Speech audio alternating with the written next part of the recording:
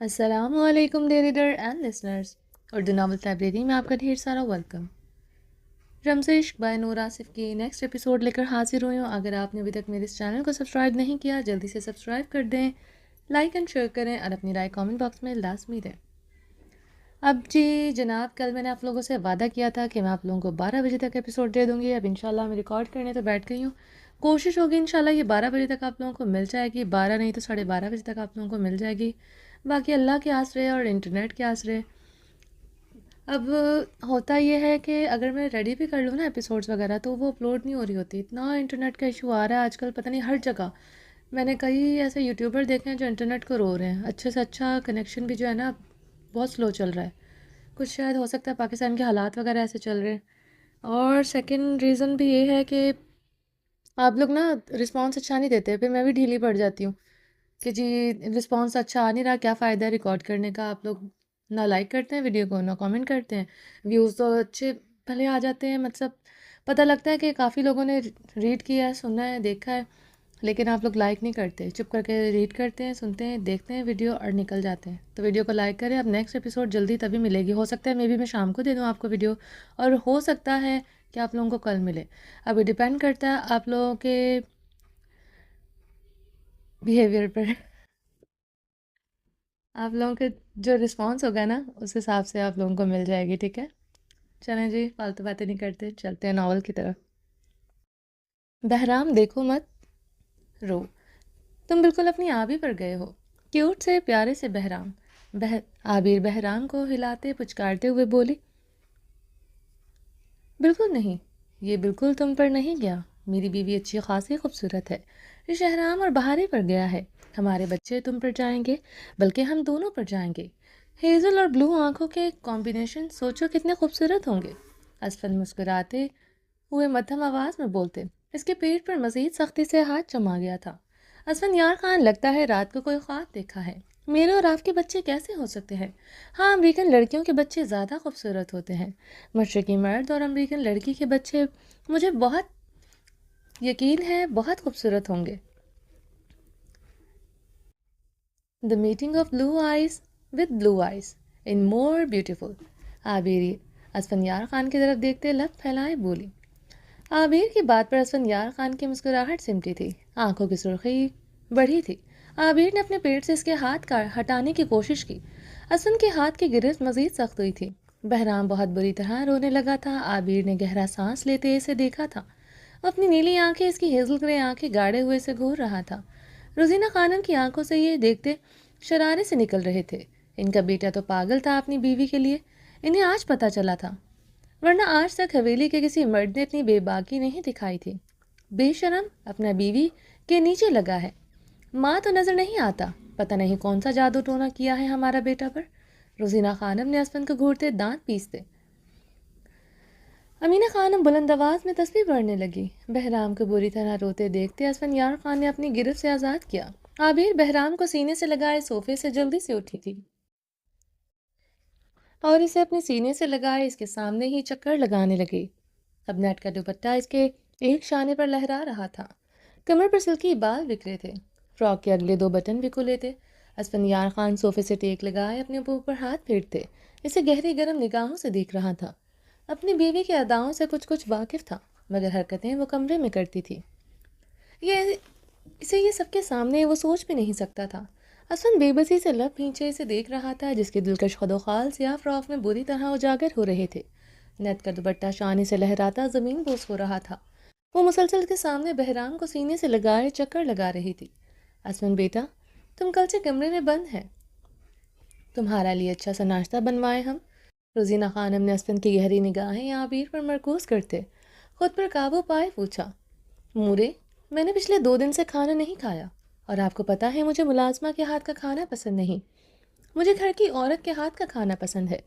میں نے 2 دن سے کافی تو دور کی بات، پانی کو بھی ہاتھ نہیں لگایا۔ اسفند یار خان نے عابر پر نگاہیں مرکوز کرتے اپنی ہلکی گھنی پیٹھ کو سہلایا۔ وہ کسے سنا رہا تھا؟ سب سمجھ چکے تھے۔ روزینہ خانم دانت پیس کر رہ گئی تھی۔ عابر بے نیاز سی بنی چکر لگاتے بہرام کو سینے سے لگائے تھپک رہی تھی، جیسے اس نے کچھ سنا ہی نہیں۔ اسفند کی نیلی آنکھوں میں اس کی بے نیازی پر شعلے سے لپکے تھے۔ گلے میں بار بار گلٹی سی ابھر کر معدوم ہو رہی تھی۔ وہ اچھی طرح جانتی تھی جب وہ اس سے ناراض ہوتا تھا کھانا پینا چھوڑ دیتا تھا۔ اس کے ہاتھ کے علاوہ وہ پانی بھی کسی کے ہاتھ کا نہیں پیتا تھا۔ ناراضگی میں بھی اسے وہ ہر وقت اپنے آگے پیچھے منڈلاتی چاہیے تھی۔ وہ منڈلاتی بھی تھی۔ اب وہ 2 دن سے بھوکا پیاسا تھا، اسے پرواہ ہی نہیں تھی۔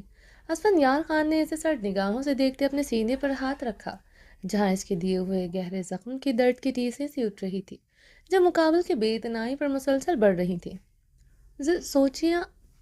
سوچیا ناسی میرا پیار پل جائے گی، انہیں جیتے کتے قرار پل جائیں گی۔ دل مل کے بچھڑ گیا یار، تیری میری یوں ٹوٹ گئی سونیے، جویں ٹوٹیا امبروں تارا۔ اسفند کی سلگتی نگاہیں مسلسل اپنی صفاق پٹھانی پر تھی، جتنی صفاق ہوگی اسے اندازہ نہ تھا۔ اب وہ اگلے بٹن کھولے اپنے زخم پر ہاتھ پھیرتے اسے سرد نگاہوں سے دیکھے جا رہا تھا۔ عابر جاؤ، اسفند کے لیے اچھا سا ناشتہ بناؤ۔ امینہ خانم نے اسفندیار خان کو عابر پر نگاہیں گاڑے دیکھ کر عابر کو سرد لہجے میں حکم دیا۔ مورے اسفندیار خان نے اپنی آدھی عمر امریکہ میں گزاری ہے، تو کیا اسفندیار خان نے اپنی آدھی عمر بھوکی گزار دی ہے؟ عابر نے ٹہلتے ہوئے بہرام کو سینے میں بھیجتے تنسیہ مسکراتے ہوئے اسفند کو ایک نظر دیکھا، جس کی آنکھوں میں لپکتے شعلے بڑھے تھے۔ عابر اپنی نگاہیں پھیر گئی تھی۔ بہرام اب گہری نیند سو گیا تھا۔ عابر نے اسے احتیاط سے لاؤنج کے صوفے پر لٹایا۔ وہ بہرام کو صوفے پر لٹانے کے لیے جھکی تو اسفندیار کی رنگت اشتعال سے سرخ پڑی تھی۔ اس کے جھکنے پر اس کے کھلے بٹن ہونے کی وجہ سے اس کے کندن سے دلکش خدوخال واضح ہو رہے تھے۔ اسفند خود پر قابو پاتے اپنے ہلکی گھنی بیئرڈ پر ہاتھ پھیر گیا تھا، ورنہ سینے میں اٹھتی آگ کی لپیٹوں میں مسلسل اضافہ ہو رہا تھا۔ عابر بحث مت کرو، جاؤ اسفند کے لیے ناشتہ بناؤ، امینہ خانم نے غصے سے اب کی بار حکم دیا۔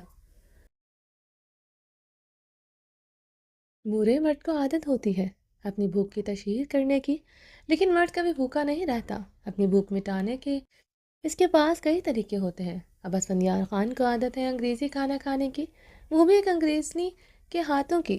اب یہاں کا مشرقی کھانا اسے اپنے انتقام میں لی ہوئی عورت کے ہاتھ کا پسند نہیں آئے گا۔ اسفندیار خان کے منہ کا ذائقہ بدل گیا ہے۔ اب اسفندیار خان بھول جائے اسے کبھی حویلی کا نصیب ہوگا۔ اسفندیار خان کو فرنگن مبارک ہو۔ عابر سپاٹ تنزیہ لہجے میں بولتے اسفندیار خان کو آگ لگا گئی تھی۔ وہ کیا کہنا چاہ رہی تھی وہ بخوبی سمجھا تھا۔ اسفند نے سرخ سرد نظر عابر پر گاڑی جو نیٹ کا دوپٹہ سر پر اب اونٹ چکی تھی۔ امینہ خانم غصے سے عابر کو گھورا، ان کا بس نہیں چل رہا تھا اپنی بیٹی کی چلتی زبان کاٹتے۔ عابر، تمہارا زبان زیادہ چلنے لگا ہے، یہ مرد ہے تمہارا کاٹ کا الو نہیں جسے تم ہر وقت بے عزت کرو۔ روزینہ خانم صوفے سے غصے سے اٹھی تھی۔ اسفند بھی جلدی سے صوفے سے اٹھتا عابر کی طرف بڑھا تھا، وہ روزینہ خانم سے بدتمیزی نہ کر ڈالے۔ اسفند اسے کلائی سے کھینچتے اپنے مقابل کر گیا۔ وہ اسفندیار خان کے چوڑے چٹانی سینے سے آن ٹکرائی۔ عابر نے اپنی ہیزل گرے آنکھیں اسفند کی نیلی آنکھوں میں گاڑے اس کے سینے پر ہاتھ مارتے اسے خود سے دور دھکیلا تھا۔ اس کے ہاتھ مارنے پر اس کا گہرا دیا زخم جنجنا اٹھا تھا۔ اسفند نے دانت پر دانت جمائے درد برداشت کر لیا۔ فی الحال مقابل کی بے اتنائی ہی مار رہی تھی۔ اسفند نے اسے سرد آنکھوں سے تنبیہ کرتے خاموش رہنے کو کہا۔ اگر مرد ایسے ہوتے ہیں تو مجھے اسفندیار خان جیسا مرد نہیں چاہیے جو اپنی بیوی سے بدلہ لینے کے لیے اس حد تک گر جائے اور اس کے درمیان دوسری عورت کو لے آئے۔ عابر اپنی نیلی آنکھیں اسفندیار خان کی آنکھوں میں گاڑتے بولی تھی۔ دوسرے ہی پل اس نے اسفند کو دونوں ہاتھوں سے خود سے دور دھکیلا۔ اسفند عابر کی ہیزل گرے آنکھوں میں ہلکی سی نمی دیکھ کر پریشان ہوا۔ اسفند، یہ کیا تماشا ہے؟ تمہارا بیوی ہر دوسرا تیسرا دن سب کے سامنے یہاں تماشا لگاتا ہے اور تم بے شرموں کی طرح خاموش کھڑا رہتا ہے۔ روزینہ خانم غصے سے بلند آواز میں چیخی۔ اسفند کی بے قراریاں اور عابر کی زبان درازی برداشت نہیں ہو رہی تھی۔ مورے کیا کروں؟ کیا چاہتے ہیں آپ؟ ہاتھ اٹھاؤں اس پر کیا؟ اب اسفند مشتعل ہوتے جھنجھلاتے ہوئے بولا۔ اٹھا لے اسفندیار خان، ہاتھ سب کے سامنے بھی۔ بند کمرے میں اٹھایا ہے، سب کے سامنے بھی اٹھائیں گے، کوئی بڑی بات نہیں ہوگی۔ آپ کے چھوڑ کر جانے کے بعد آپ کی مورے نے بہت بار اپنے لفظوں کے تھپڑوں سے میرے گال سرخ کیے ہیں۔ آج آپ کی باری۔ مگر یاد رکھیے گا میں وہ عبیر خان نہیں ہوں جو یہ سب برداشت کروں گی۔ عبیر اسفندیار خان کو دیکھتے انگشت شہادت اٹھائے غرائی تھی۔ وہ اپنی بیوی کے انداز و اتوار دیکھتے پریشان ہوا تھا۔ وہ سچ میں حویلی کے جیسی لڑکیوں کی جیسی نہیں تھی۔ کیا کرے گا تم؟ ہاں بولو، کیا کرے گا تم؟ یہی کرے گا نا جو تم اب کر رہا ہے؟ اس طرح بن سور کر ہمارا بیٹا کو تڑپائے گا، اس کا سامنے بال کھول کر، اس کا سامنے جھک کر اپنا نمائش کرے گا، اسے تڑپائے گا۔ روزینہ خانم استہزائیہ مسکرائی تھے۔ روزینہ خانم کی بات پر عابر کی نظریں بے اختیار اسفندیار خان پر اٹھی۔ جب اسے چھوڑے ہونٹوں پر انگلیاں جمائے اسے ہی سنجیدگی سے دیکھ رہا تھا۔ عابر کی ننگت میں خون چھلکا رہا تھا۔ وہ کان کی لوؤں سے لے کر گردن تک سرخ پڑی تھی۔ اسفندی سے اس طرح سرخ پڑتا دیکھ کر اپنی مسکراہٹ دبا گیا۔ وہ گہرے سانس لے رہی تھی، اب اس کے لبوں سے آبرو ہی نہیں نکل رہی تھی۔ میں آپ کے بیٹے کے لیے تیار نہیں ہوئی۔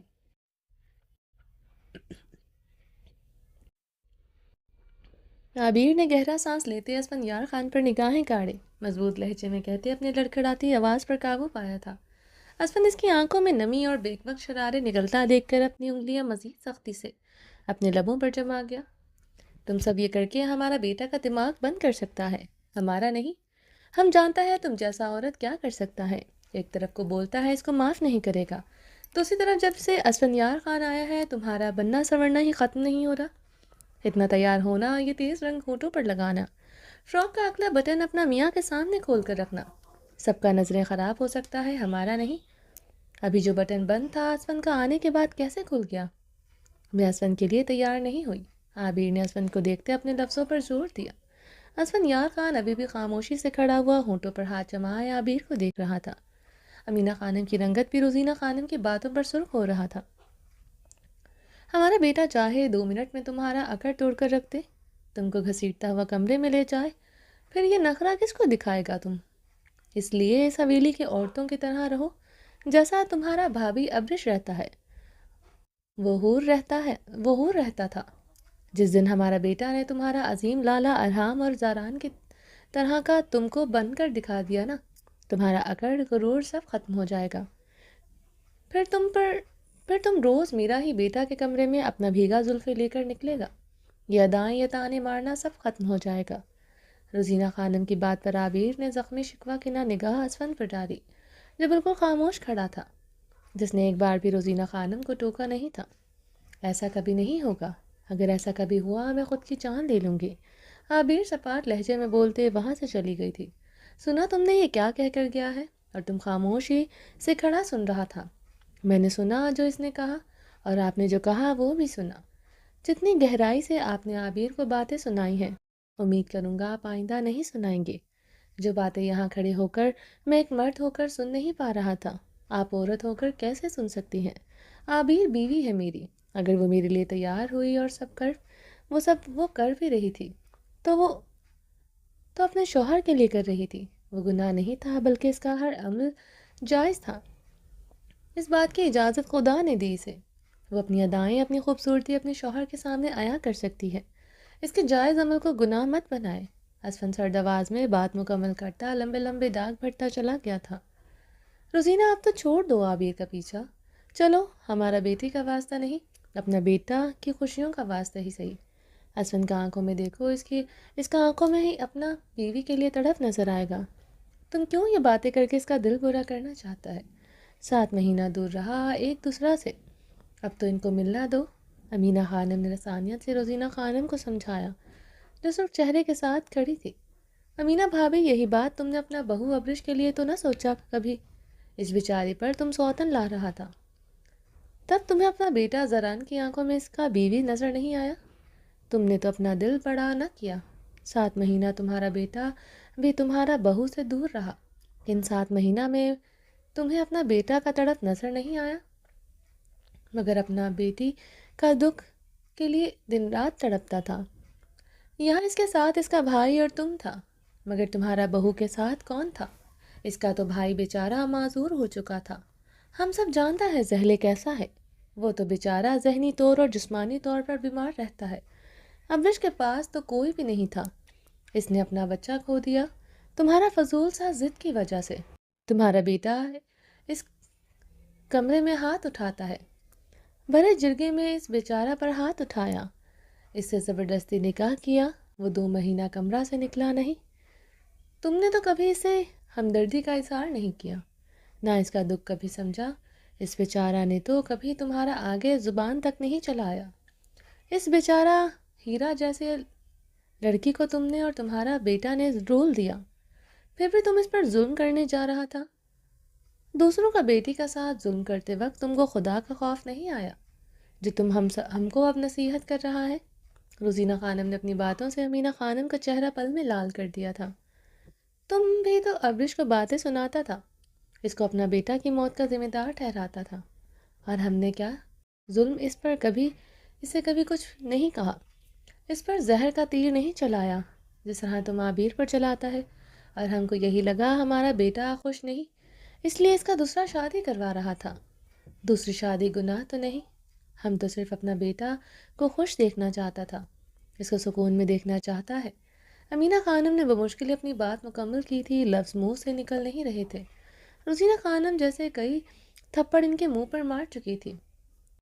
अब्रिश इतनी तकलीफ में थी, इन्होंने तो कभी महसूस ही नहीं की थी। भाभी, इसको हम बातें सुनाता था, इसको थप्पड़ भी मारा, क्योंकि हमको लगता था हमारा बेटा का कातिल की बहन है। मगर तुमने अपना बहू को मेरा थप्पड़ मारने पर आवाज़ क्यों नहीं उठाया? इसको थप्पड़ खाता देखकर खामोश क्यों हो गया? एक थप्पड़ मारा हमने आबिर को, तुम्हारा बेटों ने आसमान सर पर उठा लिया। पूरा हवेली आबिर को हमदर्दी से देख रहा था, मगर इसे थप्पड़ मारा तुम खामोशी से किचन से निकल गया, और तुम कह रहा है तुमने इसको बातें नहीं सुनाया। इससे अच्छा था तुम इसको दिन रात ताने मारता, बातें सुनाता, तो वो बेचारा भी अपना अंदर का गुस्सा भड़ास आगे से तुमको बातें सुनाकर उतार देता। मगर तुम और तुम्हारा बेटा ने इसको इंतहाई तन्हाई का मार मारा, इसे इतना बड़ा हवेली में सब रिश्ता होने के बावजूद तन्हा किया। इसका आंख से निकला आंसू हमको तो अब खून की तरह लगता है, मगर तुम्हें तो कभी वो आंसू पानी भी नहीं लगा। इतना बेमोल था इसकी आंख का आंसू कि तुमने इसका ऊपर सौतन लाने का सोचा। सौतन सौतन होता है, औरत शौहर से नफरत भी करता हो, वो वनी के तौर भी आया हो, शौहर का हवेली में पुराने काट कबाड़ की तरह भी रहता हो, फिर भी दूसरा औरत का तकलीफ इसके लिए पहलू में उठते ईंधन की तरह होता है, जिसका दर्द यही लगता है कि वो मरा, अब वो मरा। रोजीना खानम ने इस्तज़ाई अंदाज में गुस्से से लफ्ज़ चबाए थे। रोजीना, हमारा बेटी के साथ भी बहुत जुल्म हुआ है। किस तरह वो रोते हुए तड़पते हुए तुम्हारा बेटा की मिन्नतें कर रहा था, किस तरह इसने बैन डाले थे जिसका शौहर इसे अपना बदला कहकर इसे छोड़कर चला जाए। सोचो हमारे बेटी का मासूम दिल पर क्या गुजरी होगी, किस तरह 7 महीना इसने गुजारा। तुम भी तो दिन रात असफन को दूसरा शादी करने का मशवरा देता था, और तुम्हारा बेटा इस पर जताता था कि इसका ज़िंदगी में दूसरा औरत है। 7 महीना हमारा बेटी का वजूद में भी ईंधन उठता रहा, वो भी तो तड़प कर मरता रहा था, मगर हमने फिर भी हमारा बेटी पर जुल्म नहीं किया। हमारा बेटा ने तो इसे फूलों की तरह रखा। अगर हम इतना बुरा होता तो तुम्हारा बेटी को भी खुश न रहने देता। अमीना खानम ने जैसे रोजीना खानम को नहीं, खुद को वजाहत दी थी। तुम्हारा बेटी ने बैन डाले, पूरी हवेली ने सुने, मगर तुम्हारा बहू अब्रिश का बैन कभी कोई ना सुन सका, क्योंकि तुम लोगों का बैन सुनना ही नहीं चाहता था।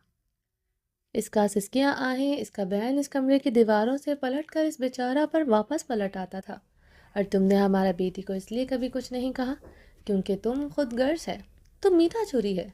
तुमने बहारे को खुश इसलिए रहने दिया क्योंकि तुम चाहता था असफंयार खान आबिर को अपना ले। तुम्हें पता था बहारे अगर खुश ना रही तो मामला ज़्यादा ख़राब हो सकता है। तुम चाहता था बहारे और शहराम का बच्चा हो जाए, ताकि फिर तुम बहारे का ज़रिया असफन पर दबाव डालते, इसे वापस बुलाए। भाभी, हम तुम्हारा तरह मंसूबे नहीं बनाता, हम जैसा है वैसा है, सबकी नज़रों में बुरा बन जाता है, मगर बात वही करता है जो दिल में होता है। और हमारा बहारे का जहाँ तक खुश रहने की बात है, तुम तो इतना खुदगर्ज है, जिस तरह तुम को अब्रिश का आंसू नज़र नहीं आता था, बहारे का भी आंसू नज़र नहीं आ रहा।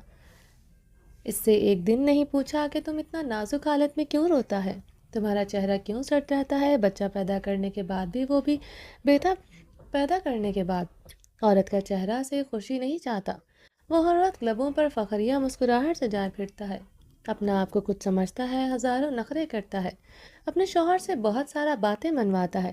تم نے تو محسوس ہی نہیں کیا جس کمرے سے قہقوں کی آواز آنے چاہیے تھے وہاں رات کی تنہائی میں سسکیاں کیوں گونجتی ہیں، وہاں ماتم کیوں بچا ہے؟ تمہارا بیٹا شہرام 2 دن حویلی نہیں کیوں نہیں آیا؟ ہمارا بیٹی نے اپنا کمرہ کیوں بدل لیا؟ روزینہ خانم امینہ خانم کے فقر انگت کو دیکھتے استزائیہ سوال اٹھائے۔ امینہ خانم نے یہ سب سنتے دل پر ہاتھ رکھے تھے۔ بھابھی، تم تو نہیں پوچھے گا مجھ سے، نہ اپنا بیٹے نہ بہارے سے، ہم تم کو بتاتا ہے تمہارا شہرام نے کیا کیا ہے ہمارے بیٹی کے ساتھ۔ ہمارے بیٹی کا نظروں کے سامنے کسی دوسری عورت کا ساتھ چکر چلایا ہے، جس کے پہلوں سے اینٹھن سے ابرش اور عابیر کا جان سولی پر لٹکا تھا، مرا نہیں ابھی تک، مگر ہمارا بیٹی اس سولی پر لٹک کر مر بھی چکا ہے۔ روزینہ خانم لب چباتے وہاں سے چلی گئی تھی۔ امینہ خانم گہرے سانس لیتے صوفے پر بیٹھی، ان کا بی پی بری طرح شوٹ کر گیا تھا۔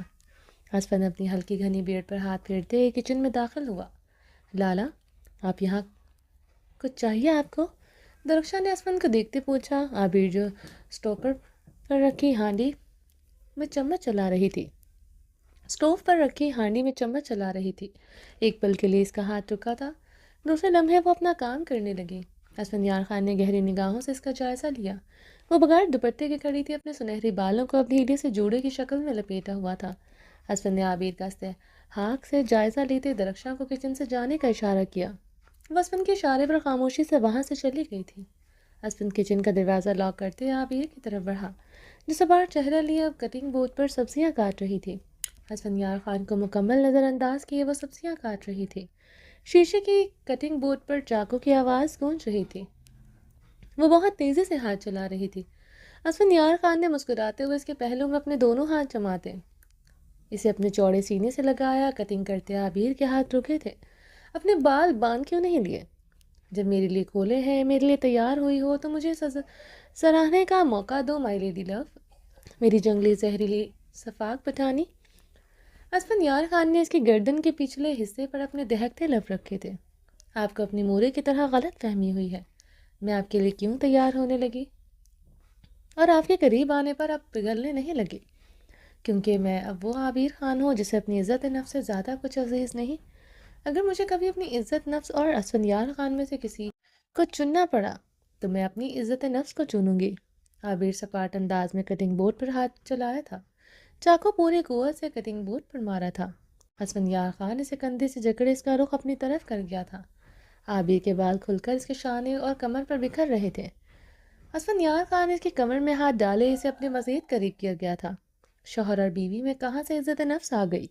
میں نے تمہارا سب کے سامنے دل دکھایا اور بند کمرے میں تم سے معافی مانگ لی۔ ایک بیوی کے لیے شوہر کی معافی کا ہی کافی ہوتی ہے۔ بند کمرے میں شوہر کے جڑے ہاتھوں اور شوہر کی گرم باہیں، اس کی شدید محبت، اور کیا چاہیے بیوی کو؟ اسفندیار خان نے اس کے گال پر ہاتھ جماتے اس کی ہیزل رے آنکھوں میں دیکھا۔ اتنا ہی سمجھے ہیں عورت کو اور اس رشتے کو؟ تو اگر اس رشتے میں اتنی ہی آسانیاں ہوتی تو طلاق جیسا لفظ نہ ہوتا اسفندیار خان۔ یہ رشتہ تو سب سے زیادہ پیچیدہ ہوتا ہے۔ یہاں مرد کے منہ سے طلاق نکلا، وہاں عورت اس کے حصار سے نکل کر دوسرے مرد کے پاس چلی جاتی ہے۔ پھر کہاں کی معافی، کہاں کی تلافی؟ اسفندیار خان، عابیر سپاٹ لہجے میں بولی، مگر محبت کرنے والا مرد مر جاتا ہے، یہ لفظ نہیں بولتا۔ محبت کرنے والا مرد سے مراد بیلٹوں سے داغنے والا، دن رات ذلیل کرنے والا، بند کمرے میں تھپڑ مارنے والا، راتوں کو بستر پر گرم کرنے والا، دوسری عورت کے ساتھ افیئر چلانے والا۔ عابیر استزائیہ انداز میں سوال کیے تھے۔ یہاں کبھی میرے اور آپ کے خیالات نہیں ملتے۔ میرے نزدیک محبت کرنے والا مرد مر جاتا ہے، عورت پر ہاتھ نہیں اٹھاتا، اس کی تذلیل نہیں کرتا۔ راتوں کو اپنا بستر گرم کرنے سے زیادہ عورت کو سکون پہنچانے کے لیے وہ زیادہ پریشان ہوتا ہے۔ مر جاتا ہے، اسے کبھی تنہا نہیں چھوڑتا، اسے اپنا خئی نہیں کہتا، دوسری عورت کے ساتھ افیئر نہیں چلاتا۔ عابیر گہرے سانس لیتے اس کی شرٹ جکڑ گئی تھی۔ آخری بات پر اس کی رنگت میں سرخیاں گھلی تھی۔ جس عورت کے تم ہر بار تانے دے رہی تھی، میرا یقین مانو میری زندگی میں کوئی عورت نہیں ہے اور نہ کبھی آئے گی۔ اسفند نے اس کی سرخ رنگت کو بغور دیکھتے اس کی تھوڑی نرمی سے چھوتے اس کی آنکھوں پر باری باری نرمی سے اپنے لب رکھے جہاں شبنم سی ٹہر گئی تھی۔ مجھے فرق نہیں پڑتا آپ کی زندگی میں کوئی عورت ہے کہ نہیں، میری طرف سے آپ کو اجازت ہے، آپ دوسری شادی کر سکتے ہیں، عابر نے سپاٹ انداز میں کہتے اسفن کو خود سے دور دھکیلا تھا، مگر وہ اس کے مزید قریب ہوتے اس کے دونوں اطراف میں شرط پر ہاتھ جما گیا تھا۔ برداشت کر لو کہ میرا کسی کے قریب جانا، تمہارے عشق کی انتہا تو یہ تھی میرے لبوں سے کسی دوسری عورت کا نام سن کر بھی تمہاری آنکھوں میں لہو اتر آتا تھا۔ وہ ایسا عشق کرنے والی عورت تو کبھی نہیں بدلتی، یہ تمہاری آرس میں گھلی سرخیاں دیکھ کر ابھی بھی ایسا لگتا ہے تم اپنے حسن یار خان کو دیوانی ہو جو صرف دوسری عورت کے نام پر تڑپتی ہے۔ ایسا عشق کرنے والی عورت مر جاتی ہے یا مار دیتی ہے اس دوسری عورت کو، یا پھر اپنے ہاتھوں سے اپنے عشق کو ہی مار ڈالتی ہے۔ کہیں میرے دوسری شادی کرنے پر مجھے مارنے کا ارادہ تو نہیں؟ جو چاقو اس سینے میں ذرا سا اتارا تھا آپ کی بار پورا کا سینے میں اتارنے کا ارادہ تو نہیں؟ اسفن نے عابر کی ہیزل گرے آنکھوں میں دیکھتے بھاری لہجے میں کہتے اس کی آنکھ میں لگا کاجل اپنی انگلی سے بے دردی سے صاف کیا۔ اسفن کی بے رحمی پر اس کی آنکھ سے آنسو نکلتے آرس پر بہے تھے۔ اسفن نے اس کی دوسری آنکھ سے بھی کاجل اپنے انگوٹھے سے بے دردی سے صاف کیا۔ جب یہ تیاری میرے لیے نہیں تو تمہیں ان آنکھوں میں کاجل لگانے کا کوئی حق نہیں۔ اسفن اس کے آرس پر گرتے اپنے آنسو اپنے لبوں سے چنتے اس کے پیٹ پر سختی سے ہاتھ جماتے۔ اسے شیلف سے لگا گیا تھا، عابر نے اپنی پوری فورس لگاتے اسے خود سے دور دھکیلنا چاہا اور اسے شیلف پر لٹاتے اس کی گردن پر جھکے اسے اپنے دہکتے لبوں سے دہکانے لگا۔ اسفن چھوڑے مجھے، عابر اس کے حصار میں بری طرح پھڑ پڑائی تھی۔ یہ سنہرا روپ میرا ہے، جب تم نے میرے لیے اتنی تیاری نہیں کی تو میں کیسے چھوڑ سکتا ہوں؟ زیادہ نہیں، تمہارا روپ تہس نہس تو کر سکتا ہوں، زیادہ نہیں، مگر تمہاری گردن پر اپنے لبوں کی مہر تو لگا سکتا ہوں، زیادہ نہیں، تمہیں اپنی جنون کی سوغاتیں تو دے سکتا ہوں۔ وہ مدہوشی میں بولتے اس کی گردن پر جھکے اپنی جنون خیزیاں رقم کر رہا تھا۔ زیادہ کچھ نہیں، تمہارے بدن کی خوشبو میں اپنی خوشبو تو شامل کر سکتا ہوں۔ حسن یار خان کے لبوں کی حدود تجاوز کرتے اس کے کھلے بٹنوں سے نظر آئی گہرائیوں پر تھی۔ وہ مدہوشی میں دیوانگی کے عالم میں وہاں پر اپنی محبت کی مہریں لگا رہا تھا۔ حسن یار خان عابر سے اسے خود سے دور دھکیلتی چیخی تھی۔ وہ اس کی کلائیاں اپنی فولادی ایک ہاتھ میں سختی سے اوپر کی طرف جکڑ گیا تھا۔ زیادہ کچھ نہیں، تمہارا لباس تمہارے بدن پر موجود رہتے اسے بے ترتیب کر سکتا ہوں۔ اسفند ایک ہاتھ سے اسے بے باکی سے چھوتا اس کے لباس میں گہری سلوٹیں ڈال چکا تھا۔ اسفند کی گہری بے باک حرکتوں پر اس کی سانسیں دھونکنے کی مانند چل رہی تھی۔ زیادہ کچھ نہیں، میں تمہاری سانسوں کو دہکاتے اس میں ہلچل تو مچا سکتا ہوں۔ اسفند کے لب اس کی دھڑکنوں سے ہوتے اس کے پیٹ کو نرمی سے چھو رہے تھے۔ اسفند یار خان چھوڑے مجھے ورنہ آپ کی جان لے لوں گی، عابر پھولتی سانسوں کے ساتھ حلق کے بل چیخی تھی۔ اسفند کے ہاتھ کی بے باک شدت اختیار کر گئی تھی۔ زیادہ کچھ نہیں، تمہارے لبوں پر اپنے انگارہ لب رکھ کر تمہاری کڑوی زبان کی کڑواہٹ تو محسوس کر سکتا ہوں۔ حسن یار خان کہتے اس کے لبوں کو اپنے لبوں میں دبائے اس کی ہلچل مچاتی سانسوں کو مزید دہکاتے۔ انہیں گھوٹ چکا تھا، عابر اس کے حصار میں بناب مچھلی کی طرح تڑپ رہی تھی۔ وہ بہت شدت سے اس کے لبوں سے لپٹے اس کے لبوں کی نرماہٹیں محسوس کرتے، اپنی آنکھیں سکون سے بند کرتے اپنے پہاڑی وجود جیسا وزن اس پر ڈالے اس کے بدن کی نازکی محسوس کر رہا تھا۔ عابر بے بسی سے تڑپ کر رہ گئی تھی۔ وہ کچھ نہ بھی کرتی بہت کچھ کر گیا تھا۔ وہ بری طرح اس کے حصار میں تڑپ رہی تھی، اس کے جلتا بدن اس کے پور کو جھلسا رہا تھا۔ اسفند یار خان اس کی سانسوں کو کافی دیر تک انہیل کرنے کے بعد پیچھے ہوا تو عابر نے گہری سانسوں اور نم نگاہوں سے اسفند یار خان کو دیکھتے منہ پھیرا۔ اسفند نے مسکراتے ہوئے پاس پڑا چاقو اٹھایا۔ اسفند کے ہاتھ میں چاقو دیکھ کر عابر کی آنکھوں میں خوف و ہراس پھیلا تھا۔ وہ اپنے ایک ہاتھ سے اس کی کلائی جکڑے ہوئے تھا اور اپنا وزن اس پر مکمل طور پر ڈالے ہوئے تھا۔ اس کی کمر شیلف پر بینڈ ہوئی تھی، ٹانگیں زمین پر تھی جس پر وہ اپنی ٹانگوں سے مسلسل دباؤ ڈالتے اسے سسکنے پر مجبور کر رہا تھا۔ عابر نے اپنی بے ترتیب سانسوں سے اسے سہمتے ہوئے اسے دیکھا، چاقو کی نوک اس کی گہرائیوں پر نرمی سے پھیر رہا تھا۔ اسفند، آپ مجھے اس سے اذیت دیں گے، میرے چاقو مارنے پر مجھ سے بدلہ لیں گے؟ عابر اکھڑتی سانسوں سے بمشکل بولی، تم سے بدلہ لینے کے لیے مجھے چاقو مارنے کی ضرورت نہیں میری صفاق پٹھانی۔ اگر پلٹ کر تم پر تمہاری ہی طرح وار کرنا ہوتا تو پہلی رات ہی اپنی پلٹ کر خدا کی قسم تمہارے دیے ہوئے زخم کا تمہیں 10% جتنا بھی زخم دیتا تو آج تم میری شکل دیکھنے کے روادار نہ ہوتی۔ تم نے اس رات میری شدتیں سہی، مجھے خود کو سونپا۔ تم جانتی تھی کہ تم پر حق رکھتا ہوں، تمہیں مجھے سونپنا ہی تھا۔ کہا تھا تم سے کہ تم سے حق سے زیادہ نہیں لوں گا، نہ تمہاری تذلیل کروں گا۔ اس رات میری شدتوں میں جنون تھا، مرد ہونے کا غرور بھی تھا، مگر ایک بار بھی کیا تمہاری تذلیل کی؟ تمہیں اپنی باہوں میں قربت کے لمحات میں دھتکارتے تمہیں تذلیل بھرے لفظوں سے پکارا، تم خود سونپتی رہی، میں تمہیں اپنی باہوں میں سمیٹتا رہا۔ اگر بھائی کی موت کا بدلہ لینا ہوتا بہت آسان تھا، پہلی رات تمہارا غرور اس طرح توڑتا تم کبھی مجھے دوبارہ زخم دینے کا سوچتی نہ۔ اسفن چاقو کی نوک اس کی گہرائیوں پر بڑھاتے، اس کی سرخ آنکھیں اس کی ہلکنے آنکھوں میں گاڑتے بولا تھا۔ عابر کی آنکھیں اسفن کی سرخ جنونی آنکھیں دیکھتے خطرناک حد تک گھل گئی تھی۔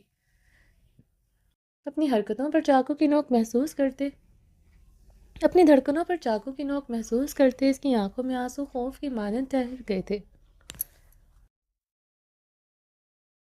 اور اس دن بند کمرے میں میری باہوں میں، میری سینے میں بے رحمی سے چاقو نہ اتارتی۔ تمہیں یقین تھا اسفن یار خان تمہیں پلٹتے ہوئے کبھی شفاق سزا نہیں دے سکتا۔ بدلے میں لائی ہوئی عورت سے نکاح کی رات کوئی مرد چاقو کا زخم کھانے کے بعد اس عورت کے ساتھ کیا کچھ کر سکتا تھا؟ کبھی تنہائی میں بیٹھ کے سوچا، اگر میں وہ چاقو کی نوک تمہاری دھڑکنوں میں ذرا سا بھی چبو دیتا تو اسفن نے کہتے وہ چاقو کی نوک اس کی دھڑکنوں پر نرمی سے رکھتے، ذرا سے چبوئی تو عابر آنکھیں سختی سے نیچے بری طرح سسکیاں بھر چکی تھی۔ اسفن یار خان اس کے بدن کی کپکپاہٹ، اس کی سسکاریاں محسوس کرتے کہکا بلند ہوا تھا، میری جان، تنکے جتنا درد بھی تم نے نہیں سہا، مگر سسکاریاں میری قربت میں دی ہوئی شدتوں سے بھی زیادہ خطرناک ہے، جو مجھے پاگل کر دیتی ہیں۔ اسفن نے معنی خیز کہتے اسے آنکھ ونک کی۔ عابر کی نظریں اسفن کی پھولتی سانسوں اور اس کی سرخ آنکھوں پر تھی۔ وہ چاقو کی نوک اس کی دھڑکنوں پر رکھے ہوئے تھا، وہ تو شاید سانس لینا بھی بھول چکا تھا۔ اس کے نازک حصے پر وہ مقابل کی صفاق کی برداشت نہیں کر سکتی تھی، وہ خوف سے مر رہی تھی جیسے پیشانی پر موتی چمکے تھے۔ اسفن نے ذرا سا اوپر ہوتے اس کی کلائی آزاد کرتے اپنی شرٹ اتار کر دور اچھالی۔ اب عابر کے سامنے اس کا چٹانی سینہ تھا، ورزشی سینہ جس پر کٹس نمایاں تھے۔ عابر اس کے سینے پر اپنا دیا ہوا گہرا زخم دیکھ کر نسلیں پھر چکی تھی۔ زخم کی حالت بہت بری تھی، جیسے اس پر مرہم رکھا ہی نہیں گیا تھا، وہ گہرا اور سرخ تھا، زخم کی گہرائی بھی واضح تھی۔ نظریں کیوں پھیر رہی ہو؟ اپنی آنکھوں میں صفاقی دیکھو۔ اسفن یار خان نے اس کا منہ دبوچتے اس کا رخ اپنی طرف کیا، لہجے میں بھی درد کی گہری رمق تھی جسے عابر محسوس کرتے تڑپتی تھی۔ اس کی ڈریسنگ کیوں نہیں کی؟ عابر نے ٹوٹے لفظوں سے پوچھا تھا۔ اس کا گہرا زخم اس کے چہرے پر سردیاں بکھیر چکا تھا۔ عابر نے اپنی کانپتی انگلیاں اس کے زخم پر رکھنی چاہیں، اس کے ہاتھ جکڑ گیا تھا۔ تب چونا جب میری باہوں میں خود کو سونپتے زخم پر نرمی سے اپنے لب رکھ سکو۔ تمہارا دیا ہوا جسمانی زخم نے مجھے اندر سے نہیں مارا، تمہاری صفاقی نے اسفن یار خان کو مارا ہے۔ ساری رات سگریٹ پیتے ہوئے سوچتا ہوں، جو لڑکی عشق کی دعوے دار ہو وہ کیسے میرے وجود کو زخمی کر سکتی ہے۔ اس لیے پتہ ہے تمہارا نام کیا رکھا ہے؟ اب وہ اس کی آنکھوں میں دیکھتے زخمی سا ہنسا تھا۔ عابر کی نگاہیں اس کے زخم سے رشتے خون پر تھیں۔ صفاق پٹھانی، صفاق پٹھانی، صفاق پٹھانی، وہ کرب سے بولتا، نم آنکھوں سے مسکرایا۔ عابر کی نیلی آنکھیں دیکھتے گہرے سانس لیتے اپنی نظریں پھیر چکی تھی۔ قسم کھائی ہے اس زخم پر تبھی مرہم رکھوں گا جب تم زخم پر اپنے لب رکھو گی، ورنہ یہ زخم ناسور بنے گا میرے لیے۔ اسفن اس کے اوپر سے اٹھتا سیدھا ہوا تھا۔ عابر بھی سیدھی ہوتی سرخ چہرے کے ساتھ نظریں جھکائے اپنے بے ترتیب لباس کو درست کرنے لگی۔ اسفن نے اپنی شرٹ زمین سے اٹھائے پہنی تھی۔ آئندہ اتنا تیار ہو کر میرے سامنے نہ آنا، ورنہ ایسے ہی کبھی کچن، کبھی واش روم، کبھی کمرے میں تمہارے قریب آ جایا کروں گا۔ تم سے محبت کا یہ عالم ہے۔ تمہارے خوبصورت پاؤں دیکھ کر اسفن یار خان اپنے ہوش کھو دیتا ہے۔ اس طرح تیار ہو کر آیا کرو گی تو اسفن یار خان عنقریب پاگل ہو جائے گا۔ اسفند اسے کمر سے جکڑے اپنے قریب کر گیا تھا۔ عابر اس کے حصار میں اب لرزتے کھڑی تھی، بدن ابھی بھی کپ کپا رہا تھا۔ تم اپنی خوبصورتی میرے علاوہ کسی اور کے سامنے اجاگر کرو، یہ بھی برداشت نہیں۔ چھپا کر رکھا کرو خود کو، تمہارے خوبصورت بدن پر عورت کی نظر بھی گوارا نہیں۔ اتنی محبت کرتا ہوں تم سے، مگر تم پر پابندی نہیں لگاؤں گا، یہی میری سزا ہے، تمہارے قریب رہ کر تمہارے لیے تڑپنا، مگر یاد رکھنا سزا اتنی ہی اسفندیار خان کو دینا جتنی وہ برداشت کر سکے۔ جس دن تم نے یہ آگ حد سے زیادہ بھڑکا دی تو اس آگ میں تم بھی جھلسو گی، تڑپو گی، مگر تم پر رحم نہیں کھاؤں گا۔ وہ اسے چھوڑتا، اپنی شال زمین سے اٹھائے اسے کندھوں پر چٹکتا کچن کا دروازہ کھولتا نکل گیا تھا۔ عابر گہرے سانس لیتے کچن کی دیوار کے ساتھ ایک لگا گئی تھی۔ حیدر خان اپنے بہت عزیز دوست عباس خان کے ولیمے کے لیے پہنچا تھا۔ یہ لوگ حیدر کی شادی پر آسٹریلیا میں تھے۔ عباس خان خاص طور پر اپنے بچپن کی منگ سے شادی کے لیے سوات آیا تھا، اور وہ اپنی فیملی اور اپنی بیوی کو لے کر ہمیشہ ہمیشہ کے لیے آسٹریلیا شفٹ ہونے کا ارادہ رکھتا تھا۔ اس نے ولیمہ بہت اونچے پیمانے پر منعقد کیا تھا۔ اپنی بہت بڑی حویلی کے سرسبز لان اور مردان خانے میں یہ انتظام تھے۔ وہ لوگ کافی ماڈرن تھے، اس لیے عورت اور مردوں میں پردے کا کوئی خاص خیال نہیں رکھا تھا۔ اس لیے جو لوگ پردے کا خیال رکھتے تھے ان کے لیے مردان خانے اور زنان خانے میں الگ الگ انتظام رکھا تھا۔ حیدر خان عباس خان کے بہت اصرار پر آج اپنے ساتھ رقیہ خانم اور روز گل کو لایا تھا۔ حیدر خان کی سیاہ لینڈ کروز عباس خان اور بہت بڑے گیٹ کے سامنے آ کر رکی تھی۔ حیدر خان اپنی گھنی مونچھوں پر ہاتھ پھیرتے گاڑی سے اترا۔ رقیہ خانم اور روز گل بھی گاڑی سے بڑی بڑی چادروں میں لپٹی اپنا منہ ڈھکے اتری تھی۔ حیدر خان سفید شلوار قمیض میں ملبوس سیاہ مردانہ شال کندھوں پر ٹھٹکتے گیٹ کی طرف بڑھا تھا۔ اس کے سامنے بہت بڑی سفید گاڑی آ کر رکی تھی۔ حیدر خان کے بھاری قدم رکے تھے، دل کی دھڑکنیں بڑھی تھیں۔ اس میں امینہ خانم اور فرشتے اور پلوشہ اتری تھی۔ حیدر خان فرشتے کو دیکھ کر سٹل ہوا تھا۔ وہ سفید چادر میں لپٹی ہوئی تھی، اپنی گود میں دراف کو اٹھائے ہوئی تھی، درخشاں کے ہاتھوں میں زراف تھا۔ حیدر خان کے فولادی قدم زمین میں جکڑے جا چکے تھے۔ اپنے بچوں اور بیوی کو دیکھ کر وہ تو ہل بھی نہیں پا رہا تھا۔ حیدر خان کے پوری دنیا اب اس کے سامنے تھی، اس کی زندگی، اس کی سانسیں، اس کی خانم کے، اس کی جان سے پیارے دراب سراب۔ رقیہ خانم اپنے پوتے دیکھ کر اٹھی تھی۔ فرشتے اپنے دھیان میں دراب کو اٹھائے گیٹ کے اندر داخل ہونے لگی تھی کہ اپنے سامنے حیدر خان کو دیکھ کر وہ رکی تھی۔ دراب پر اس کی گرفت مضبوط ہوئی تھی، وہ بہت سختی سے اپنے سینے میں بھینچ چکی تھی۔ اوس گل حیدر خان کے قریب ہوتے اس کا بازو جکڑ گئی تھی۔ امینہ خانم اور درخشاں رقیہ خانم اور حیدر خان کو دیکھتے پریشان ہوئے تھے۔ حیدر خان جیسے مضبوط انسان میں ہلنے کے سکت بھی نہ رہی تھی۔ اس کی بیوی، اس کے بچے جنہیں وہ اپنی جان سے بھی بڑھ کر چاہتا تھا، وہ اس کے قریب ہوتے بھی صدیوں کے فاصلے پر تھے۔ بے بسی کا عالم کیا تھا، وہ اپنی یہ خوشی اپنے دوستوں کے ساتھ بھی شیئر نہ کر سکا۔ وہ دو بیٹوں کا باپ ہے۔ دونوں ایک دوسرے کو دیکھے جا رہے تھے۔ روز گل کا ہاتھ کا دباؤ حیدر خان کے بازو پر بڑھتا جا رہا تھا۔ فرشتے کے ہاتھ کا دباؤ اب اس کی کمر پر بڑھتا جا رہا تھا۔ چلو بچہ، امینہ خانم نے فرشتے کے کندھے پر نرمی سے ہاتھ رکھا، جو دراب کو شدت سے سینے میں بھینچے حیدر خان کو سٹ سپاٹ نظروں سے دیکھ رہی تھی۔ رقیہ خانم بےتابی سے اپنے پوتوں کی طرف بڑھے۔ فرشتے نے جلدی سے درخشاں سے زراف کو لے کر اسے اپنے دوسرے کندھے سے لگایا۔ وہ تیز تیز قدموں سے گیٹ کے اندر داخل ہو گئی۔ امینہ خانم درخشاں اس کے پیچھے تیزی سے گیٹ کے اندر داخل ہوئیں۔ رقیہ خانم روتے ہوئے حیدر خان کی طرف بڑھی۔ حیدر روز گل کے ہاتھ سے اپنا بازو چھڑواتا ہوا گیٹ کے اندر داخل ہو گیا۔ رقیہ خانم کی رنگت اہانت کے ساتھ احساس سے سرخ پڑی تھی۔ روز گل تمسخراتی نگاہوں سے رقیہ خانم کو دیکھتے گیٹ کے اندر داخل ہو گئی۔ رقیہ خانم بے یقینی سے پتھرائی کیفیت میں کھڑی تھی۔ اتنا فرمانبردار بیٹا ان کے آنسو نظر انداز کر گیا۔ انہیں یقین نہیں آ رہا تھا۔ وہ اپنے آنسو پوچھتے گیٹ کے اندر داخل ہوئی۔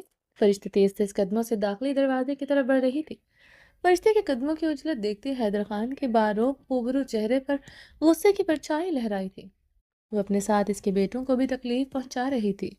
بہت سختی سے دراب زراب کو خود میں بھینچے ہوئے تھی۔ یکدم اس کے قدم لڑکھڑائے تھے۔ اس سے پہلے وہ گرتی حیدر خان یہ کچھ قدموں کا فاصلہ طے کرتا اسے اپنی مضبوط باہوں میں تھام چکا تھا۔ فرشتے کا نقاب ڈھیلا ہوتا اتر چکا تھا۔ حیدر خان اس کا معصوم چہرہ دیکھ کر مزید اضطراب میں مبتلا ہوا۔ گہری گرم نگاہیں اس کی توڑی سے سیاہ گنگور دل پر تھی۔ اور ایک ہاتھ کی انگلیاں اس کے سرخ یاقوتی لبوں پر جا ٹھہری تھیں۔ فرشتے سختی سے دراب زراب کو اپنے کندھوں سے لگائے حیدر کو دیکھ رہی تھی، جو سب کی موجودگی فراموش کیے دیوانوں کی طرح اس کے نقوش پر گہری گرم نگاہیں گاڑے ہوئے تھا۔ رقیہ خانم، موزگل، امینہ خانم، درخشاں سبھی ان دونوں پر نظریں جمائے ہوئے تھے۔ حیدر خان دیوانوں کی طرح اسے دیکھ رہا تھا۔ وہ سب کی موجودگی اکثر فراموش کر چکا تھا، یہاں تک اپنے بچے بھی بھول چکا تھا۔ کیا نعمت خدا کی وہ ٹھکرا چکا تھا، دل میں اضطراب بڑھتا جا رہا تھا۔ دراب زراب کے رونے پر حیدر خان ہوش میں آیا تھا۔ حیدر خان نے دراب فرشتے سے پکڑنا چاہا۔ فرشتے سر نفی میں ہلاتے پیچھے کو ہوئی تھی۔ نہیں خان، میرے دراب زراب پر آپ کا کوئی حق نہیں ہے، انہیں ہاتھ مت لگائیے گا ورنہ الٹے قدموں واپس چلی جاؤں گی۔ آج آپ مجھ پر ہاتھ اٹھا کر مجھے زبردستی نہیں لے جا سکتے۔ اس دن فرشتے کمزور پڑ گئی تھی، مگر مجھے اس دن ہی اندازہ ہو گیا تھا۔ میرے بیٹے میری کمزوری نہیں، میری طاقت ہے۔ کمزوری ہی اپنے باپ کے لیے ہے۔ وقت بدل گیا ہے، آج فرشتے خان طاقتور اور حیدر خان کمزور۔ فرشتے دراب زراب کو سختی سے خود میں بھیجتے پتھریلے لہجے میں بولی۔ حیدر خان فرشتے کی مضبوط آواز پر مسکرایا تھا۔ حیدر خان آج بھی طاقتور ہے، مگر وہ اپنی طاقت کبھی بھی اپنے رشتوں پر نہیں دکھا سکتا، اور حیدر خان کی یہی کمزوری ہے۔ حیدر خان اسے گہری نگاہوں سے دیکھتے بولا، حیدر خان رشتوں پر نہیں، صرف اپنے ایک رشتے پر طاقت نہیں دکھاتا ہے، اور وہ ہے اس کی جنت۔ اور میری دعا ہے حیدر خان قیامت والے دن بھی جنت کا حقدار ٹھہرے، میرے حقوق کی کوتاہی میں پکڑا نہ جائے۔ فرشتے آہستگی سے کہتے دراب زراب کو کندھوں سے لگائے اندر کی جانب بڑھ گئی تھی۔ حیدر خان اس کی بات پر پتھر ہوا تھا۔ سب اندر چلے گئے تھے، مگر وہ وہیں پر کھڑا تھا۔ حیدر خان نے گہرے سانس لیتے اپنی سرخ آنکھیں انگلیوں کے پوروں سے مس لی۔ وہ جانتا تھا جنت پانے کے چکروں میں دوزخ کا حقدار ٹھہرا ہے۔ یہ اس کے دل میں جلتے سلگتے بھڑکتے بھانبڑ اسے ہر لمحہ اس پر باور کرواتے تھے۔ وہ اپنی شال چھٹکتے اپنی مونچھوں پر ہاتھ پھیرتے داخلی دروازے سے داخل ہوتے اندر بڑھ گیا تھا۔ ارحام خانزادہ حویلی کے اپنے کمرے میں پریزے کے ساتھ بیڈ پر بیٹھا تھا، جو اس کے سینے سے ٹیک لگائے سامنے لگی LED پر کارٹون دیکھ رہی تھی۔ ارحام ابھی کچھ دیر پہلے ہی پہنچا تھا۔ یہاں آنے پر اسے پتہ چلا کہ فرشتہ امینہ خانم کے ساتھ ان کے کسی بچپن کی سہیلی کی بیٹی کی شادی پر گئی ہیں۔ وہ زبردستی فرشتے کو اپنے ساتھ لے کر گئی تھی۔ وہ اپنے بچوں کے ساتھ ہر وقت کمرے پہ بند رہتی تھی، اس لیے امینہ خانم اسے زبردستی ساتھ لے کر گئی تھی۔ ارحام یہ سنتا خوش ہوا تھا۔ فرشتے کو تو خود لوگوں کے ساتھ ملتا جلتا دیکھنا چاہتا تھا۔ زران بھی اسلام آباد تھا، وہ باقی سب کے ساتھ مل کر کمرے میں چلا آیا تھا۔ پر اسے پچھلے 2 گھنٹوں سے اس کے سینے کے ساتھ ٹیک لگائے کارٹون دیکھ رہی تھی، اور وہ بھی پچھلے 2 گھنٹوں سے وہ کارٹون دیکھ رہا تھا۔ پریزے ہر تھوڑی دیر بعد کارٹون کریکٹرز کے متعلق بات کرتی تو اسے بھی اپنی دلچسپی شو کروانی پڑ رہی تھی۔ وہ کارٹون دیکھ کر کسی کارٹون کریکٹر کے ایکٹ پر ہنسی تو اسے بھی ہنسی آئی تھی، اس کا ساتھ دینا پڑتا تھا۔ ارحام نے مسکراتے ہوئے پریزے کے بالوں میں اپنے لب رکھے، LED پر اپنے سرخ آنکھیں گاڑی جن میں رات جگے کی سرخیاں نمایاں تھی۔ پچھلے 3 دنوں سے اس نے سو کر نہیں دیکھا تھا۔ ہور سے ذرا سی ملاقات پر بھی اس کے اندر اس کے لیے طلب کی پیاس اس کی جدائی کی طرف کئی گنا بڑھ گئی تھی۔ اس کے پرسنل گارڈز ہر وقت ہور پر نظر رکھے ہوئے تھے۔ ہور کی پل پل کی خبر اس تک پہنچائی جا رہی تھی، مگر وہ اس دن کے بعد اس کے پیچھے نہیں گیا تھا، مگر اس کے لیے وہ مزید بے چین تھا۔ ارحام نے بیڈ گراؤنڈ کے ساتھ ایک لگائے آنکھیں موندی تھی کہ وہ دروازہ نوک کرتے عابر اندر داخل ہوئی۔ السلام علیکم لالا، عابر نے ارحام کو دیکھتے کہا۔ وعلیکم السلام عابر۔ ارحام سیدھا ہو کر بیٹھا تھا۔ پریزے بابا کو تنگ تو نہیں کر رہی؟ عابر نے مسکراتے ہوئے پریزے کو کہا۔ پریزے تو کسی کو تنگ نہیں کرتی ہے نا پاپا؟ پریزے نے ارحام کی طرف دیکھا۔ ارحام نے مسکراتے ہوئے اس کے گال پر لب رکھے۔ لالا، میرے فون پر کب سے ہور بھابھی کا فون آ رہا ہے، وہ پریزے سے بات کرنا چاہتی ہے، آپ کی اجازت ہو تو کروا دو۔ عابر نے اپنے فون کو دیکھتے کہا جہاں ہور کی پھر سے کال آ رہی تھی۔ مجھے ماما سے بات کرنی ہے پاپا، پریزے جلدی سے بولی۔ فون مجھے دو، میں کرواتا ہوں۔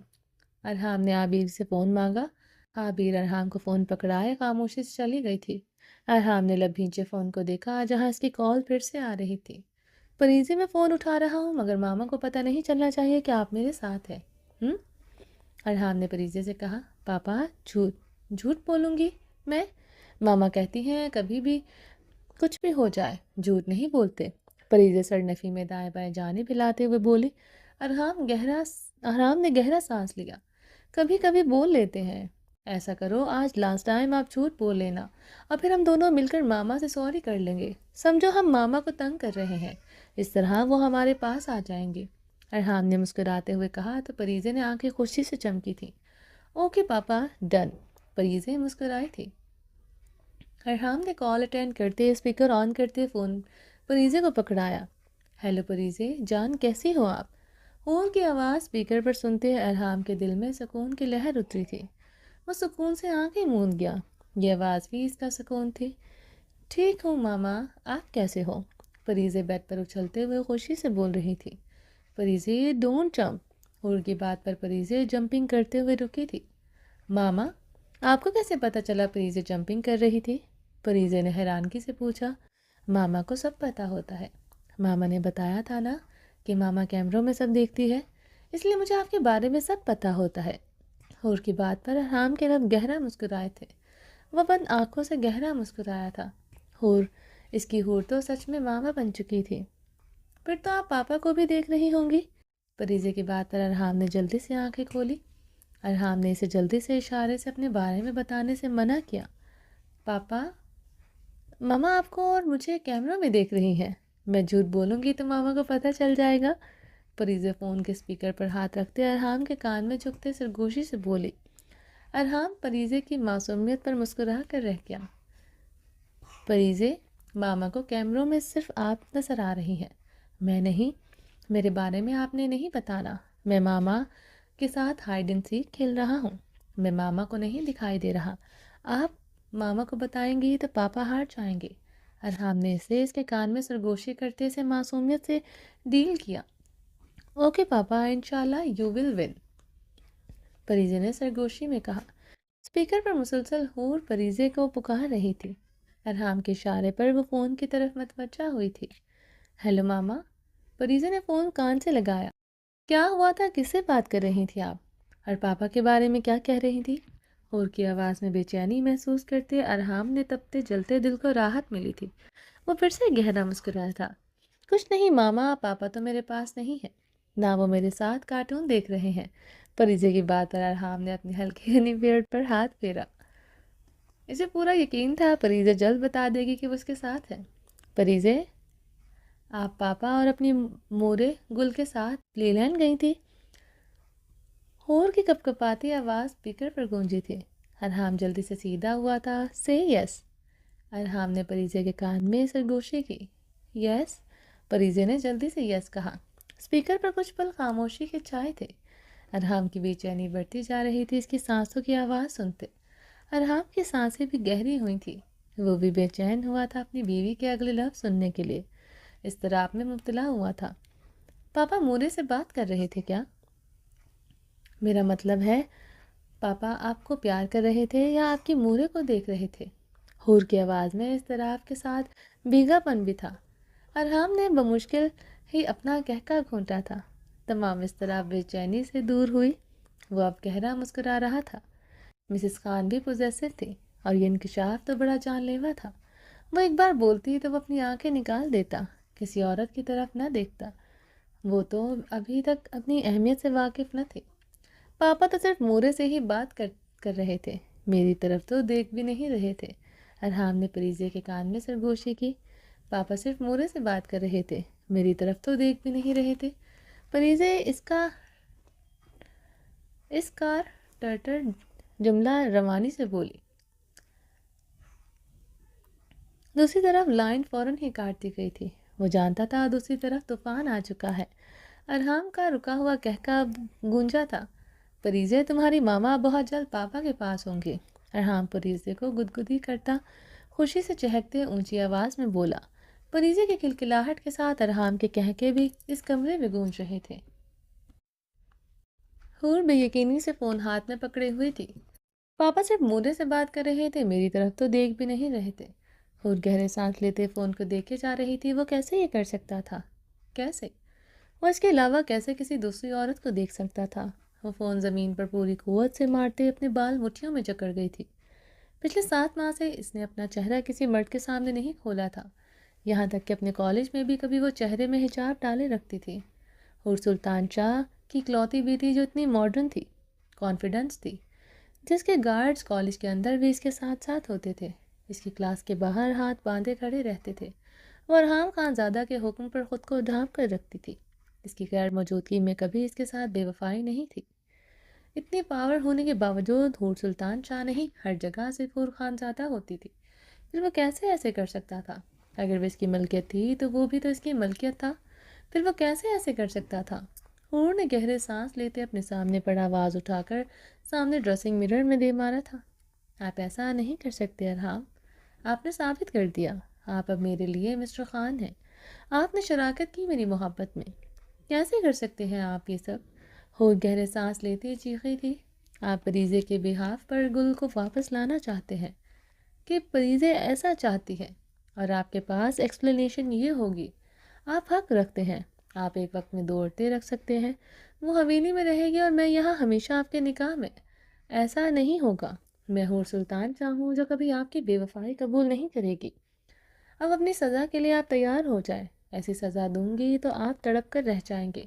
حور نے زیر لب بولتے اپنی بھیگی آنکھیں رگڑی۔ نہیں روں گی، ایک آنسو نہیں بہے گا آپ کی بے وفائی پر۔ ان 7 ماہ میں مجھے لگا آپ ایک عام مرد نہیں ہیں، آپ جدا ہیں ہر مرد سے، مگر آپ نے ثابت کیا کہ آپ حویلی میں رہنے والے ایک وہی ظالم بے حس مرد ہیں جو بستر پر اپنی طاقت دکھا کر اپنی فتح کا جیت مناتے ہیں۔ عورت کو کیسے فتح کیا جاتا ہے، افسوس آپ کو آج تک پتہ ہی نہیں چلا۔ حور نے اپنا نچلا لب بے دردی سے کاٹتے ہوئے گہرے سانس لیے تھے۔ وہ اپنی نائٹی کا گاؤن اتارتے واش روم کی طرف بڑھی تھی۔ کسی کی بے وفائی نے اس کے اندر بھانبڑ چلا دیے تھے، اس کے جلتے بھانبڑوں کو شاید پانی کی بوچھاڑ ہی ختم کرتے۔ زاران ستارہ خان کو دیکھتے کمفرٹیبل صوفے پر سیدھا ہوا۔ وہ اس کے سامنے ہی براؤن لیدر کے 1 سینٹر صوفے پر بیٹھی تھی۔ بلیک کلر کے بہت اونچے چست ٹراؤزرز پر بے حد شارٹ شرٹ پہنے ہوئے تھی۔ شرٹ اور ٹراؤزر سے اس کا سفید گداز بدن چھلک چھلک کر باہر آ رہا تھا۔ کندھوں تک سلکی بال بکھرے ہوئے تھے۔ وہ خان فیملی سے تھی، اس لیے رنگت بہت زیادہ سرخ و سفید تھی۔ اپر لپ پر مول بہت گہرا تھا جو اس کے پرکشش چہرے پر بہت اٹریکٹیو لگتا تھا۔ وہ اچھی خاصی خوبصورت لڑکیوں میں شمار ہوتی تھی۔ زران اس کے سامنے سیاہ پینٹ کوٹ میں ملبوس بیٹھا ہوا تھا۔ یہ میٹنگ زران کے عالیشان بنگلے میں ہو رہی تھی جہاں ان دونوں کے علاوہ کوئی نہیں تھا۔ رات کے 12 بج رہے تھے، اس وقت اس بنگلے پر کوئی ملازم تک نہیں تھا۔ ستارہ خان کے پرسنل گارڈز اس وقت لان میں موجود تھے اور وہ زران کے پرسنل گارڈز گیٹ پر تعینات تھے۔ ستارہ خان نے لیپ ٹاپ سے وہ پین ڈرائیو نکال کر زران کے سامنے ٹیبل پر رکھی تو زران کی براؤن آنکھیں چمکی تھی۔ زران نے جلدی سے وہ پین ڈرائیو اٹھا کر اپنے کوٹ کے اندرونی پاکٹ میں ڈالی۔ زران، میرے لیے یہ سب کرنا آسان نہیں تھا، میں سچ بتاؤں آپ اندر سے بہت خوفزدہ ہوں، وہ بہت خطرناک ہے، تمہاری سوچ سے بھی زیادہ۔ ستارہ خان نے خوفزدہ لہجے میں کہا، اب کس بات کا ڈر؟ اس کی ساری کمزوریاں میری جیب میں ہیں، اب سمجھو اس کی گردن چھری کے نیچے ہے، صرف وہ تیز دھار چھری چلانے کی دیر ہے۔ زران گہرا مسکرایا۔ زاران عبدالحق جو ایک جونک کی طرح ہمارے ملک کو کھوکھلا کر چکا ہے۔ میں نے اس دن قسم کھائی تھی جس دن اپنی بہن کی لاش دیکھی تھی۔ عبدالحق کے بیٹے نے میری بہن کے ساتھ ہوس پوری کر کے اسے مار کر پھینک دیا تھا، مگر میں کچھ نہ کر سکی، بلکہ آواز تک نہ اٹھا سکی۔ تم نہیں جانتے زاران میں نے کیا کیا کھویا۔ میں نے اپنی ماں کو، اپنے باپ کو کھو دیا جو میری بہن کی موت برداشت نہ کر سکے۔ کیسے برداشت کرتے زاران؟ وہ اپنی عزت کو کھو کر مری تھی۔ میرا منگیتر جو مجھ سے محبت کا دعوے دار تھا وہ مجھے چھوڑ کر چلا گیا تھا۔ عبدالحق سے بدلہ لینے کے لیے اس کی پارٹی جوائن کی، مگر کچھ نہ کر سکی۔ بہت سے راز پتہ ہونے کے باوجود میں اس کے خلاف کھڑی نہ ہو سکی، اسی لیے اس کی پارٹی چھوڑ دی، مگر تمہارے یقین اور بھروسے پر میں نے یہ پارٹی دوبارہ جوائن کی۔ میں اسے سزا دلوانا چاہتی ہوں، مگر میں خوفزدہ ہوں کہ اگر اسے ذرا بھی خبر ہو گئی وہ مجھے نہیں چھوڑے گا۔ مجھے اپنی جان کی پرواہ نہیں، اپنی عزت کی پرواہ ہے۔ زاران، ستارہ خان نے زاران کی آنکھوں میں دیکھتے سنجیدگی سے کہا، تمہاری عزت مجھے اپنی جان سے بھی زیادہ عزیز ہے ستارہ۔ تم ہی نہیں، تمہاری جگہ کوئی بھی لڑکی ہوتی مجھے اس کی عزت اپنی جان سے بھی زیادہ عزیز ہوتی، مگر میں نے یہ پارٹی تمہیں انصاف دلانے کے لیے نہیں جوائن کی تھی۔ وہ ایک نمبر کا کرپٹ بندہ ہے، اس سے مزید اپنے ملک کو کھوکھلا نہیں کرنے دے سکتا۔ زران نے اپنے منہ پر ہاتھ پھیرتے ٹیبل پر پوری قوت سے مکہ مارا تھا۔ بہرزاد خان جیسے بہت سے کمینوں کو سپورٹ کرنے والا عبدالحق ہی تھا۔ ابرش کو بہرزاد کے پاس دیکھ کر اس نے فیصلہ کر لیا تھا وہ عبدالحق کو برباد کرے گا۔ اسی مقصد کے لیے اس نے پارٹی جوائن کی تھی۔ زران صوفے سے اٹھتا سٹنگ ایریا میں کے لاؤنج میں گلاس وال کے قریب جا کر کھڑا ہوا تھا۔ ابرش کی کمر کا تل ان پوسٹرز پر یاد آیا تھا۔ ابرش کی وہ تصویریں یاد آئی تھی جو اس بہرزاد کے کمرے میں اس کے واش روم تک میں تھی۔ زران کی آنکھوں کی سرخی بڑھتی جا رہی تھی۔ وہ پوسٹر بہرزاد خان کے کمرے میں تھے تو وہ صرف بہرزاد خان کو تو نہیں دیکھ رہے ہوں گے، اس کے دوستوں، اس کے گارڈ، پتہ نہیں کس کس نے اس پوسٹرز کو نہیں دیکھا ہوگا۔ زران کی آنکھوں میں سرخی لہو بن کر اتری تھی۔ زران نے گلاس وال پر مکہ مارتے اس کے ساتھ سر ٹکاتے گہرے سانس لیے تھے۔ وہ اپنے اندر اٹھتے اضطراب پر قابو پانے لگا۔ ابرش کے جذباتی پنے سے بہت تکلیف پہنچائی تھی۔ وہ جن لوگوں کے ساتھ اٹھتا بیٹھتا تھا، دن میں 10 بار مرتا تھا، کہیں کسی کتے نے اس کی بیوی کے پوسٹر نہ دیکھے ہوں۔ وہ گلاس وال سے پیشانی ٹکائے گہرے سانس لے رہا تھا۔ عبدالحق کے بارے میں اس نے مکمل معلومات حاصل کی، جس پرائیویٹ طیارے میں بہرزاد خان ابرش کو لے کر باہر کے ملک فرار ہونا چاہتا تھا، وہ طیارہ بھی عبدالحق کا تھا، یعنی کہ بہرزاد خان کو اس کی مکمل سپورٹ حاصل تھی۔ اس لیے اس نے عبدالحق کی پارٹی جوائن کی۔ اسے اس بات کی خبر نہیں ہونے دی کہ وہ اس بات کی آگاہی رکھتا ہے کہ وہ بہرزاد خان کے ساتھ ملا ہوا تھا۔ وہ اس بات کی خبر رکھتا ہے، مگر عبدالحق اس بارے میں مکمل معلومات رکھتا تھا۔ یہ اسے معلوم تھا۔ وہ جانتا تھا بہرزاد خان جس کو اغوا کرنے جا رہا تھا وہ اس کی بیوی تھی، مگر عبدالحق نے اس پر کی شو نہیں کروانے دیا، بلکہ عبدالحق نے تو بہرزاد خان کی موت یا گمشدگی کے بارے میں کوئی بیان، کوئی کارروائی نہیں کی تھی۔ اس کی موت کے پردہ اٹھتے ہی اس کے بعد بہت سے راز افشا ہوتے، اس لیے بہرزاد خان کے بارے میں بھی کسی نے کوئی بات نہیں کی۔ عبدالحق خود غرض کرپٹ بندہ تھا۔ وہ لوگوں کو اپنے مقصد کے لیے استعمال کرتا تھا۔ مرے ہوئے بہرزاد خان نے اسے کیا فائدہ پہنچانا تھا، اس لیے بہرزاد کی موت ایک مسٹری تھی۔ بہرزاد کی جگہ اب اسے فائدہ زران خان زادہ پہنچا رہا تھا۔ عبدالحق کی پارٹی کو زران کی طرح کی سپورٹ تھی، چاہے وہ سپورٹ پارٹی کو ڈھیر سارا سرمایہ فراہم کرنے کی ہو یا لوگوں کی سپورٹ کی۔ زران کو بہت سے لوگ ایڈمائر کرتے تھے، بہت سے علاقوں کی سپورٹ زران کو حاصل تھی۔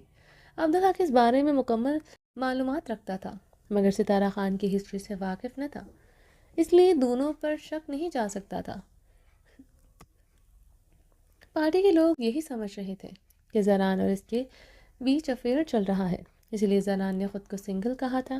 وہ لوگ امریکہ میں ملے تھے، سب کو پتا تھا کہ مگر وہ دونوں پارٹی کے سامنے اس طرح ظاہر کرتے کہ ان کے بیچ کچھ نہیں ہے، مگر سب کو شک میں مبتلا کر رہے تھے کہ ان کے بیچ افیئر چل رہا تھا، تاکہ بنگلے میں ہوئی خفیہ ملاقاتوں کو عبدالحق ان کے بیچوں بیچ تعلقات کو سمجھے، کیونکہ وہ جانتا تھا عبدالحق کہیں نہ کہیں اس پر نظر رکھے ہوئے ہے۔ زران سب کو یہی لگتا ہے میرے اور تمہارے بیچ افیئر چل رہا ہے، مگر ہم اپنے تعلقات چھپا رہے ہیں، اس لیے ہماری ملاقاتوں پر کسی کو ہم پر شک نہیں ہو سکتا۔ مگر آگے کیا کرو گے تم؟ کیسے کرو گے تم یہ سب؟ ستارہ خان صوفے سے اٹھتے زران کے مقابل لائی تھی۔ پوری دنیا کے سامنے اس کا ہر کرتوت لاؤں گا، پورے میڈیا کے سامنے لائیو ٹیلی کاسٹ چلے گا، اس کا ہر گناہ میرے اس بنگلے پر ایکسپوز ہوگا، اور پھر قانون کے شکنجے میں ہوگا، اور پھر تمہیں اور مجھے کچھ نہیں کہہ سکے گا۔ تمہیں اور مجھے ذرا سی آنچ آنے کا مطلب عبدالحق کے گرد پھندا اور ٹائٹ ہوگا، اور ویسے بھی زران خانزادہ کو نقصان کوئی نہیں پہنچا سکتا، کیونکہ میرا ڈسا ہوا پانی بھی نہیں مانگتا۔ زران طنزیہ ہنستے زہریلا سا مسکرایا تھا۔ ٹھیک ہے زران، میں نکلتی ہوں، ستارہ خان نے مسکراتے ہوئے کہا۔ اوکے، ملیں گے جلدی۔ زران ستارہ کو دیکھتے گہرا مسکرایا تھا۔ ضرور، میں ابھی اس کا انجام دیکھنا چاہوں گی، اسے اور اس کے بیٹے کو پوری دنیا کے سامنے نظر جھکائے دیکھنا چاہتی ہوں، وہی رنگ ان دونوں کے چہرے پر دیکھنا چاہوں گی جو میرے اماں اور میرے بابا کے چہرے پر دنیا کو فیس کرتے ہوئے تھے، ڈوب کر مرنے والے رنگ، اپنی عزت کو کھو دینے کے لیے رنگ، لاچاری اور بے بسی کے رنگ، بے گناہ ہوتے گناہ گار ہونے کے رنگ۔ ستارہ خان کے لہجے کے ساتھ اس کی آنکھوں میں بھی شعلے لپک رہے تھے۔ بہت جلد ہوگا سب تمہاری عزت اور جان کی ذمہ داری میں لیتا ہوں، خدا کے بعد اب میری ذمہ داری ہے، زران نے مضبوط لہجے میں کہا۔ چلیں جی، باقی کا نیکسٹ ایپیسوڈ میں کنٹینیو کریں گے. امید ہے آپ کو یہ ایپیسوڈ بہت پسند آئی ہوگی. چینل کو سبسکرائب نہیں کیا جلدی سے سبسکرائب کر دیں، لائک اینڈ شیئر کریں اور اپنی رائے کامنٹ باکس میں لازمی دیجیے گا. اب ڈپینڈ کرتا ہے آپ لوگ اس پر کیسا رسپانس دیتے ہیں، پھر آپ لوگوں کو شام کو ایپیسوڈ ملے گی. ٹھیک ہے، زیادہ سے زیادہ لائک کریں تاکہ میں جلدی جلدی ویڈیو ریکارڈ کروں اور آپ لوگوں تک پہنچا دوں. اور دعا کریں کہ انٹرنیٹ کا ایشو جلدی سے سالو ہو جائے تو آپ لوگوں کو ریگولر ایپیسوڈ مل جائیں گی. ٹھیک ہے، اپنا ڈھیر سارا خیال رکھیے گا. اور شدت یار جو ناول ریڈ کر رہا ہے وہ پلیز میرے چینل پر جا کر رومانٹک اردو ناولس پہ جا کر ریڈ کر لے. ٹھیک ہے، چلیں جی، اپنا ڈھیر سارا خیال رکھیے گا، دعاؤں میں یاد رکھیے گا. اللہ حافظ.